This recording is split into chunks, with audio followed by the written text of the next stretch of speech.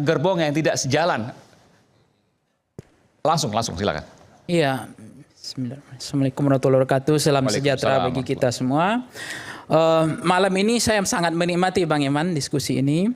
Dari ada pakar big datanya, data analisis dari algoritma ya. Kalau saya kan lebih memang pengamatnya menganalisis peristiwa ini. Pertama, memang dari awal saya sudah mengatakan terlalu berbahaya yang dilakukan Pak Prabowo hari ini.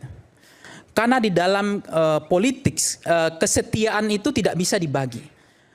Apalagi mencoba ada kesetiaan baru.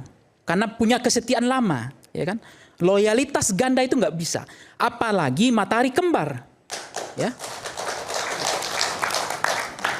Artinya berhentilah Pak Prabowo mengasuh, ya, geng Solo ini, ya kan? Maksudnya? Akibatnya adalah 9 orang ini korban karena nation state, presiden tidak mengendalikan penuh intelijennya, ya, Polri-nya, panglimanya, disorder, ya kan? 2019 yang terjadi adalah bisa 1 kali 24 jam. Sekarang kok bisa seperti ini perjalanannya panjang sekali. Ya. Saya tidak bicara tentang pemicu soal pajak ya. Kalau pajak itu soal omongan politisi tadi, penderitaan rakyat apalagi. Sedih sebenarnya. Bayangkan kalau ada satu tulang punggung dalam keluarga karena undang-undang Omnibus Law misalnya yang dibuat tergesa-gesa itu kemarin, tiba-tiba mereka di PHK tanpa pesangon. Cuma satu keluarga nafkah tulang punggung di situ. Bayangkan ketika waktu yang sama dia punya 3 anak yang lagi disekolahkan. Bayangkan menderitanya rakyat. Habis itu diperas lewat namanya pajak, ditindas, habis itu rakyatnya dimaki dan pajak itu tidak kembali kepada rakyat. Itu wajar, itu lain hal. Tetapi ini kekacauan hari ini adalah kondisi bagaimana negara dibuat tidak kuat gitu. Jadi memang menurut saya harus diselesaikan. Enggak, sebentar. Ini tudingan menurut saya agak serius nih. Maksudnya geng Solo yang berada di balik ini atau seperti apa? Ini supaya jelas kita. Contoh, saya mau ambil indikasi. Iya. Supaya terukur, supaya saya nggak menuduh. Saya kan geng Solo kan banyak, nggak tahu siapa kan? Ya kan geng Solo. Diduga siapa? Solo banyak, ya nggak? Han Solo misalnya. Ya, Solo kan saya nggak sebut nama. Geng Solo banyak. Orang Solo, warga Solo 2 juta, 3 juta juga banyak. Ya kan? Tapi kita bisa paham lah, ya kan? Contoh, saya dengarkan menteri yang geng Solo ini misalnya, kan nggak tahu juga menteri apa. Ada yang ngomong menterinya ukuran pinggang saya dibilang cepat mati, ya kan? Terus ada yang bilang pendapatan 15 juta ke atas itu lebih pintar dan lebih sehat. Ngomong menterinya kayak begitu. Ada tanah yang nganggur akan disita negara, ya kan? Ada menteri yang unik lagi bicara tentang menteri dalam negeri, ya, akhirnya ribut pulau ini dengan pulau ini, hampir kedaulatan negara hancur, ya kan? Betul nggak? Ada izin tambang tiba-tiba harus dicabut, ya kan? Di Raja Ampat, padahal Indonesia Timur ini indah sedunia. Tambang kemudian dijadikan dikeruk untuk sumber daya alam kita, padahal pesonanya Indonesia Timur, alamnya nggak bisa digantikan dengan tambang gitu loh. Indahnya Indonesia harus dicabut oleh presiden hari ini, ya kan? Belum ada menteri yang kemudian bicara tentang keuangannya, walaupun itu dibantah, dibilang dosen, guru beban negara. Itu hoax kan? Ya itu hak katanya, tapi kan itu berkembang akhirnya, itu diklarifikasi. Tapi saya ingin mengatakan, ingat ada pejuang ranah Minang, ya, Sumatera Barat, Siti Mongopoh, ya. Siti Mongopoh ini pejuang ranah Minang dari Sumatera Barat itu melakukan balesting. Bagaimana dia menjadi pahlawan dari ranah Sumatera Barat, Minang, strong leadership perempuan Minang, dia melawan ketika pajak dinaikkan oleh company Belanda waktu itu. Yaitu pajak sawah dan ladang. Dan balesting itulah kemudian dia Siti Mongopoh menjadi pahlawan karena adanya penindasan, ketidakadilan dan kesewenang-wenangan dilakukan oleh negara. Nah, kalau kemarin Pak Prabowo juga sudah menghentikan ya 11-12% itu pajak. Kalau misalnya nggak ada, saya heran juga. Kadang-kadang kalau nggak anarkis, ya tertib itu dianggap Anjing menggonggong kafilah berlalu. Ini juga penyakit. Jadi harus anarkis. Itu masalah juga. Mestinya ke depan nggak perlu kemudian harus ada ketidakteraturan seperti ini. Ini juga merusak sebenarnya. Jadi kalau saya katakan geng Solo, semua menteri tadi itu menteri dari mana sebenarnya? Oke. Ya? Bung Semar. Menteri lama atau menteri baru? Yang ngomong nggak sense of politik. Maksud saya begini, ditambah lagi tunjangan, gaji dinaikkan terus. Itu membuat rakyat, dia tidak peka kepada rakyat. Dia tidak menjiwai rakyatnya. Dia bahkan, Anda bisa lihat hari ini, sudahlah kita diperas, ditindas, kemudian rakyatnya dimaki, disalahkan terus. Ditambah lagi di jalan kita disalahkan lagi. Kita udah bayar ini pajak, ditotet-totet di jalan, diusir di jalan. Itulah puncak kemarahan rakyat sebenarnya. Bagaimana nggak sakit hati kita di jalan diusir-usir begitu, ya kan? Di luar negeri nggak ada menteri-menteri pakai totet-totet, hanya presiden saja sama ambulan, udah selesai, ya kan? Betul nggak? Ini menyakitkan betul hari ini rakyat itu tersiksa. Untuk yang totet-totet. Sampai kapan dibiarkan seperti ini? Saya sangat sedih. Selalu Pak Prabowo, saya sedihnya Pak Prabowo ngomong, saya doakan Pak Prabowo jangan pernah salahkan rakyat, itu saja. Salahkanlah pejabatnya, salahkanlah pembantunya.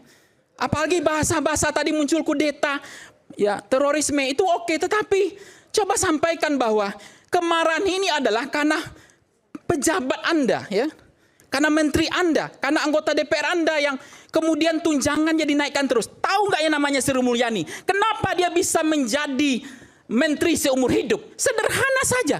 Dia bisa melakukan finishing tax, melayani semua pejabat, dinaikkan semua tunjangan, dinaikkan gaji semua pejabat, sehingga pejabat tidak sense of politik, nggak menyatu dengan rakyat. Itu yang terjadi hari ini.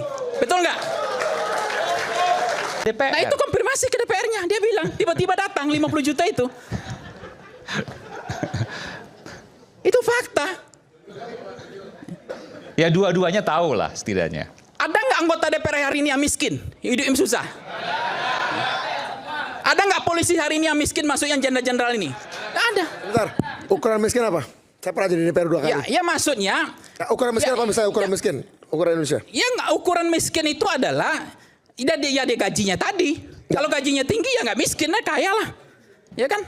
Enggak. Saya Akbar Hussein dari Gerakan Pendukung Prabowo 08. Oh banyak Pak. Relawan. Pak Prabowo di sini. Oke. Yang jelas saya simak diskusi malam ini bagi aktivis. Jadi Mas Budiman saya sambung bahwa kategori miskin bagi kami itu adalah kita tidak digaji Mas Imam.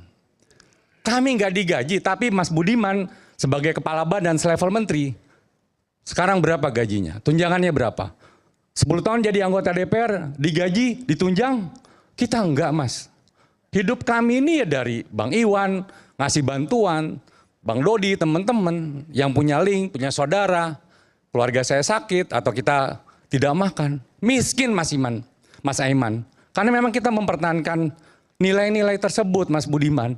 Yang mana saat ini sejalan dengan yang diperjuangkan oleh kawan-kawan. Ini kan yang dibilang oleh Karl Marx itu, bahwa kesenjangan ini makin mengangah. Sehingga pejabatnya itu nggak sensitif lagi Bang. Gaji tantimnya saja Bank Mandiri itu sampai 8 miliar per bulan. Ya kan? Itu diberhentikan Pak Prabowo hari ini. Tantiem setahun dong. Ya, tapi dihitung gajinya saya dengar pupuk Indonesia Ya, saja gajinya besar. per bulan itu 2 miliar loh Bang. 2 miliar gaji pupuk Indonesia itu. Per bulan Anda bisa bayangkan. Dengan gaji saya sebagai dosen Anda tahu yang perlu tahu, saya menangis sebenarnya. Ya kan? Menangis saya. Bahkan kita untuk Serdos disuruh tes ini, administrasi ini, nggak lolos. Nggak komplain itu saya sepakat. Itu nggak adil Bang, nggak Komplain fair. sepakat. Nggak Kita fair. mau solusi kan? Kita cari solusi ya. Ya. Kita cari solusi ya. Solusi Makanya. kelembagaan, solusi sistem. Solusi sistem dan kelembagaan nih. Kalau kita mengatur 280 juta orang, pasti akan ada banyak keluhan yang mengulang lebih baik lagi ya. Tapi artinya mari kita cari solusi kelembagaannya. Syaratnya satu konsolidasi nasional harus diperkuat. Karena pasti akan ada resistensi luar biasa. Konsolidasi politik pro-demokratis bersama pemerintah yang misalnya setuju dengan gagasan itu harus diperkuat. Karena resistensi akan luar biasa. Ada konsekuensi sosial dari setiap langkah-langkah politik.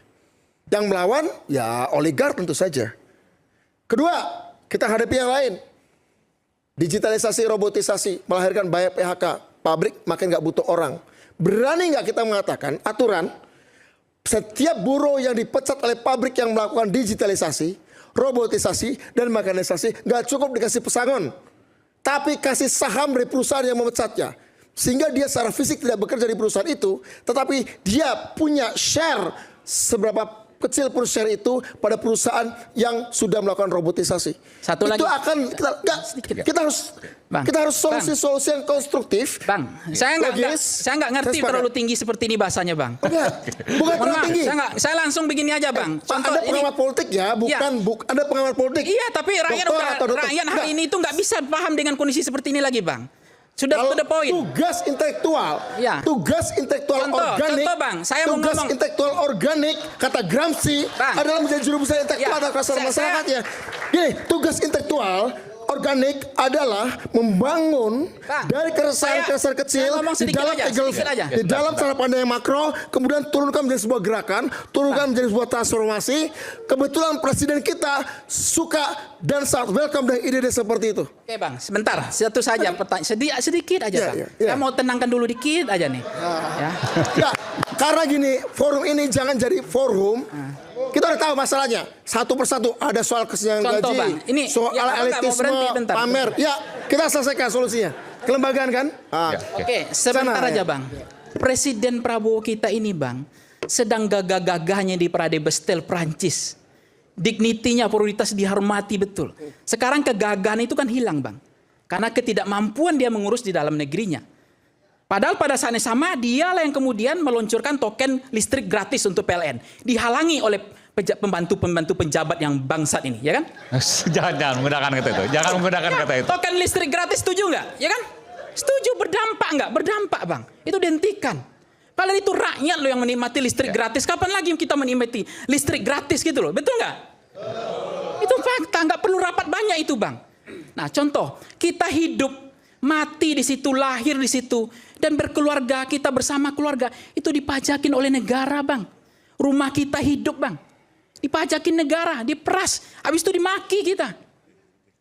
Masa tempat kita tinggal dipajakin juga. Ini ada pasal 33, bumi, air, kekayaan alam dikuasai, dimiliki oleh negara. Kenapa enggak itu yang diambil? Ya kan? Kenapa harus pajak rumah kita hidup dibayar juga? Ya kan? Itu kan dikuasai, dimiliki oleh negara. Ya kan? Enggak perlu itu diambil. Ini banyak ini tambang ilegal, batu bara, ya kan, sawit. Ini banyak nih. Kalau gaji dosen dinaikkan tidak masalah. Ini ya kan? Ini oke lah perampasan aset. Termasuk saya mendukung undang-undang itu. Berani nggak presiden? Tolong cabut, ya kan? Oke. Jadi menurut saya, Bang, ini adalah mewakili. Harus ada Saya tadi pembersihan berdoa gerbong. saya berdoa. Ya. Ya Tuhanku, saya bilang, tolong mudahkan lidah saya untuk berbicara tentang rakyat.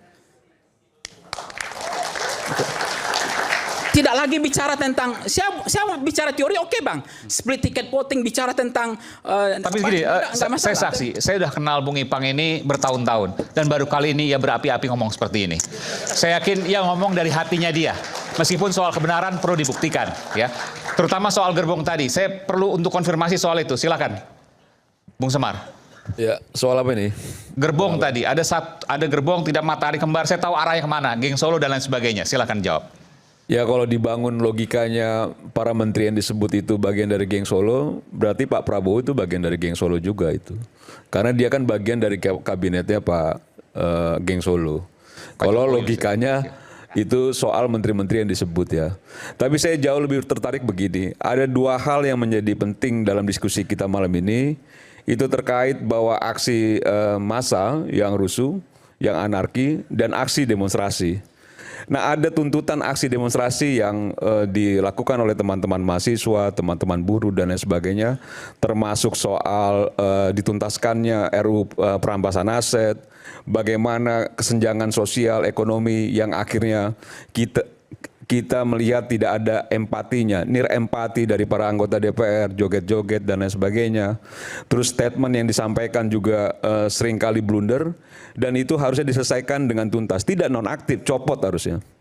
Dan kalau misalnya Pak Prabowo memanggil ketua umum partai yang ada praksinya di DPR dan sudah menyampaikan ke publik bahwa sudah ada komitmen untuk menindak tegas, buktikan komitmen itu, karena memang yang bicara presiden ketika bertemu dengan para ketua umum, buktikan.